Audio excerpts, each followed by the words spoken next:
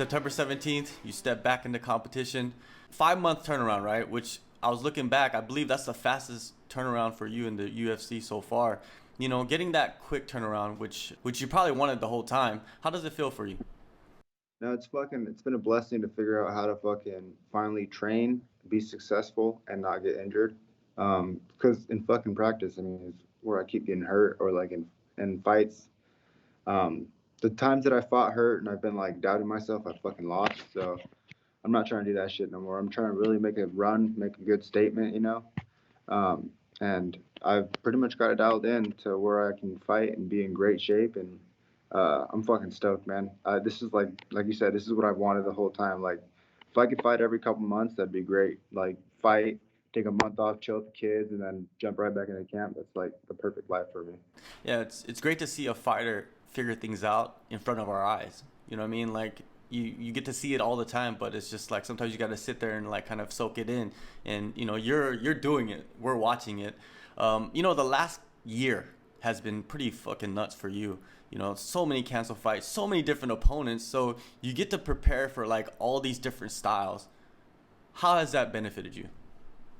Man, it's been great because I just get to really like learn other styles and break them down and like it's honestly I think it's been helping my grappling, my MMA understanding, my cage work. Like it's honestly just helped me so fucking much. Like I said, the last one was a blessing in disguise, having three different changes because I was getting ready for Albert, which is a straight wrestler, and then it was like striker Duplessis, and then he fell out, and then the other dude.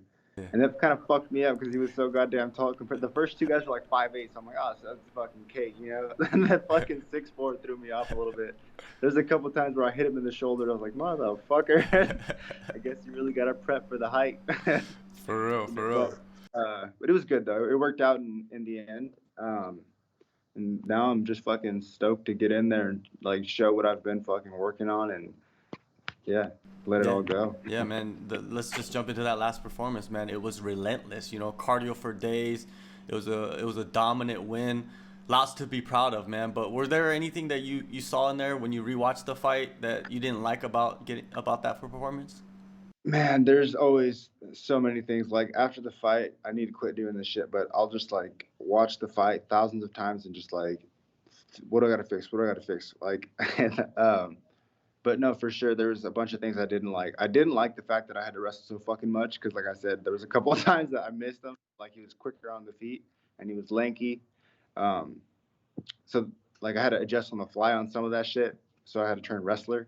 um, but I showed that I can put a fucking hell of a pace on and break someone. Like no matter where the fight goes, I'm gonna try to like take their soul basically and make them fucking want to give up. And was able to show that the last fight, and I plan on doing that again this next fight.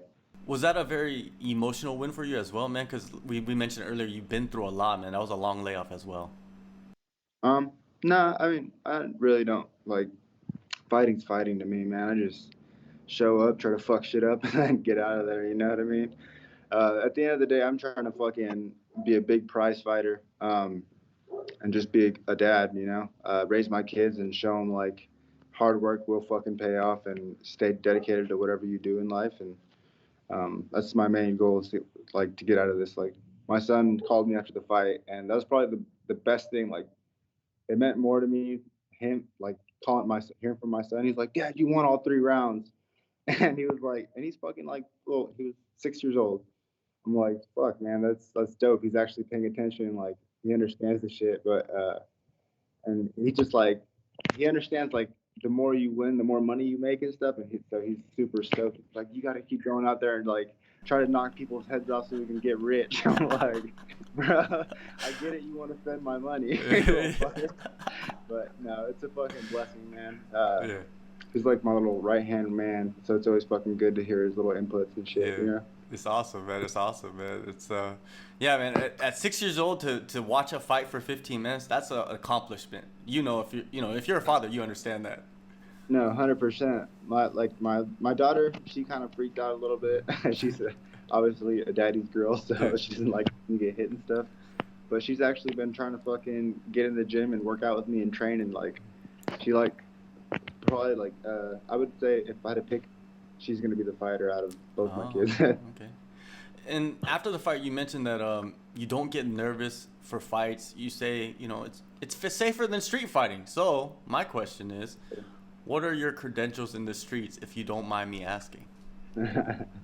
uh, let's just say I'm undefeated. I don't like to street fight because obviously, like, Yeah. Legal issues. they always get pulled out, and it's just, it's not fun. Yeah. Like, once it gets to a certain point. So I try to, like, honestly, I don't even go out there no more. I just stay inside. When I was younger, I was a fucking wild man, and I didn't give a fuck, and I'd fight anyone. But I'm getting too old for that shit. I got kids. I'm not trying to go to jail. I'm trying to, like, leave a dope ass legacy for them and be lead by example for them, you know. So so I stay out of the street fighting.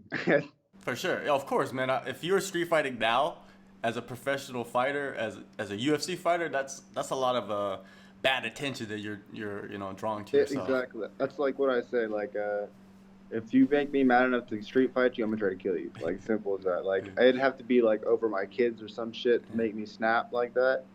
But yeah, I don't really. I'm pretty fucking mellow-headed. I'm usually always high, so I mean that kind of works out. You know, Yeah. it keeps me like, just whatever. I'll go fuck someone up later.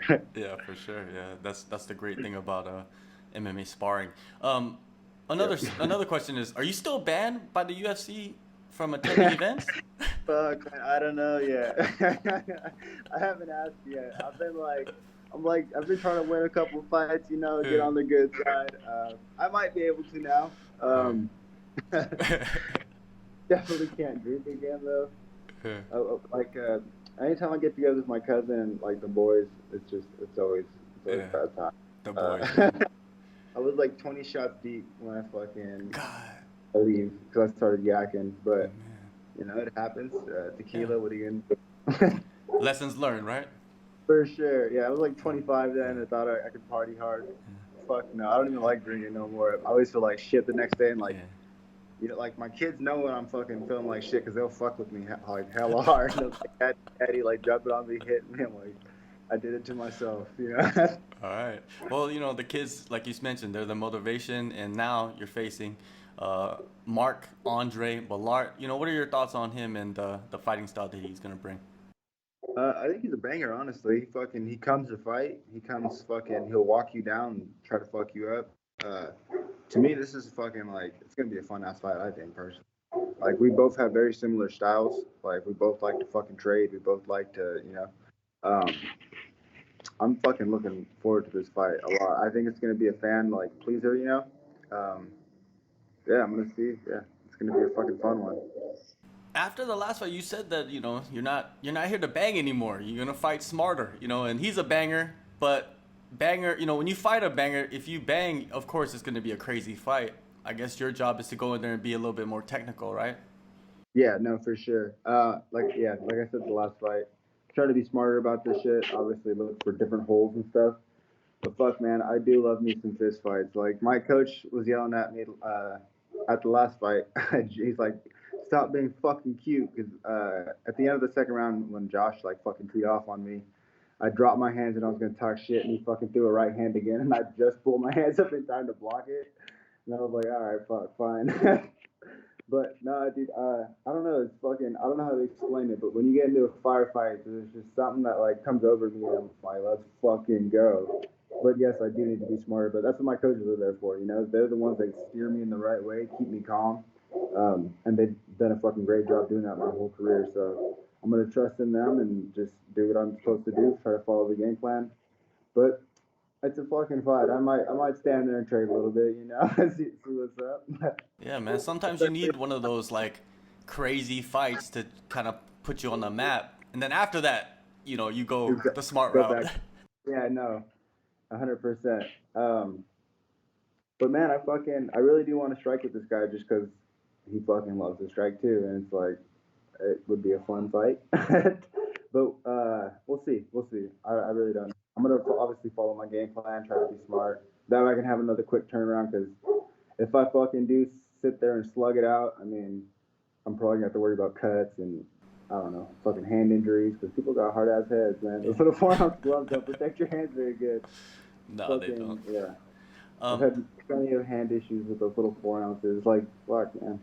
Yeah, it Gotta be trips me smart. out how some fighters they go their whole career without hurting their hand at all, and some guys Yeah, just hurt their hand like every year. yeah, it's crazy. I never used to like have hand issues, and then I don't know what the fuck. I guess smashing shit for long enough eventually builds issues. You know, hit enough skulls, and next thing you know, your nerves are fucked. But it is what it is. And when you could look back on your guys' resume, you have two common opponents. You have Jordan Wright, who you beat on the Contender Series, knocked him Hmm. out in I believe 41 seconds, and then you Yeah. have Junior Park, who you went to China and submitted, right? Hmm. Do you go back and look at their resume and say, okay, these are the common opponents. I'm gonna go watch those fights just to see how they did. Yeah, definitely. I always gotta watch those fights, but like I don't take anything like I'm not gonna be like, oh, just because John beat him or whatever, it's gonna be easy fight, you know. John was a fucking tough fight. I think Mark's gonna be a fucking tough fight. I think it's gonna be a fucking war, to be honest. He's a dog. Like he wants to fight, and he's I don't know. It's gonna bring out the dog in me. I know that, and I look forward to it. But with the Jordan Wright, it's kind of like I don't know. I didn't know how to take that. That dude just ran the whole time and then shot, like kind of scared. You know what I mean? Um, I don't really take anything from that. The other fight, the guys he's fought, tough dudes too, and he had fucking slugfest with them. He's a tough ass guy. I mean, I'm not taking anything away from him. Um, I'm fucking really looking forward to this fight. To be honest, I just want to see like I want to go out there and fucking have fun. You know, put my name on the map even more. That's like my main goal of this fight camp. Are you still splitting your time between MMA Gold and Team Alpha Male? um, so usually I do go to Alpha Male, yes, but it's like for privates usually, or like I work with a small group of people. Um, I've been doing a lot more privates and shit to try to help with not getting hurt, and only working with certain people that are very high caliber. And honestly, it's helped my knowledge, my grappling, my fucking striking. It's been helping everything so much. Like I would say that I'm a well-rounded fighter. Like I'm learning how to blend things together a lot a lot better. Working with high caliber wrestlers because you can't just fucking throw crazy kicks so they catch that shit, you know, on your back and stuff. You know, like you got to really set things up. So it's been a blessing to have a lot more big guys that are really fucking good. Yeah, for sure. And who are you doing privates with over there? So I usually go with Ryan Loader, and then fucking Elliot Kelly, and then we have a group of guys that we meet up. Sean, there's a couple black belts and they have their own gyms. Um, what's the fucking capital city? Jabron. They're all bigger guys, all black belts, and they all wrestle. Most of them are like D1. Loader's like a NCAA champion, four-time champion or some shit. Yeah, they all got fucking good ass resumes. Like going with those guys, like the only people I've gone with that have picked me up and put me in side control in the air. It's fucked up. I'm like, how the fuck you gonna do that, bro? It's like you don't do that to a grown man, you know? Like, it's fucked up. But no, I've been learning a lot from them and getting a lot better. And honestly, they're probably the reason my cardio is so fucking good. Trying to get away from those fucks all the time is like it's a constant scramble. If you settle, you're gonna get fucked up even worse, you know? And yeah, them and Game Fit, like everything I've been doing has been working great, and it's gonna. I'm just excited to stay on this path of of success. You know.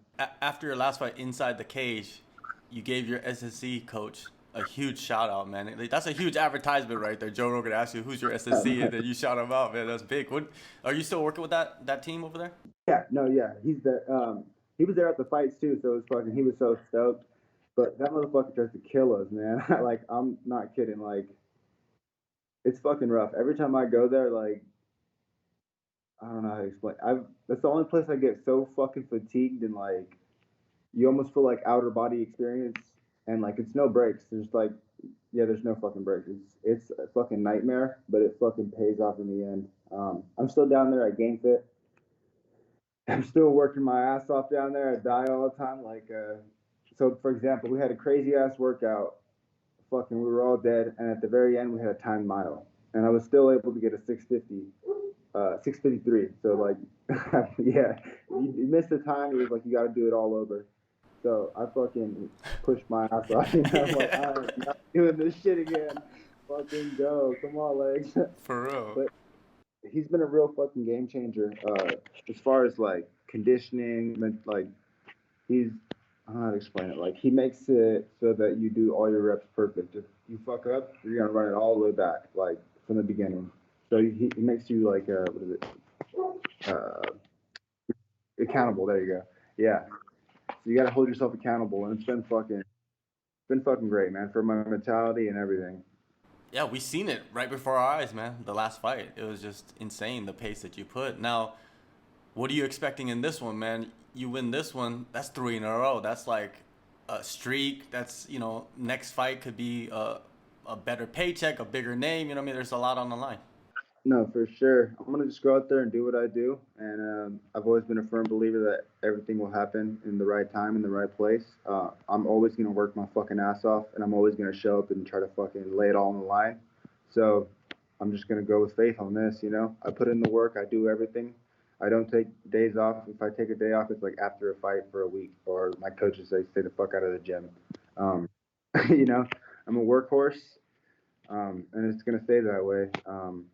I definitely want to go out there and make another fucking statement though, because obviously, like you said, the money goes up, the all that shit. So I want it all. I'm coming to leave a fucking legacy behind. You know, when I die, I want people to remember my name. So I'm fucking all in. All right. One last topic before I let you go. Since you are rising up the ranks in the middleweight division, of course, I'm going to ask you about the title fight that's coming up between Pereira and Adesanya in, I believe, in New York City. Are you a fan of this matchup? Oh, bro, yeah. As like striking, like striker and striker, that's gonna be fucking sick, man.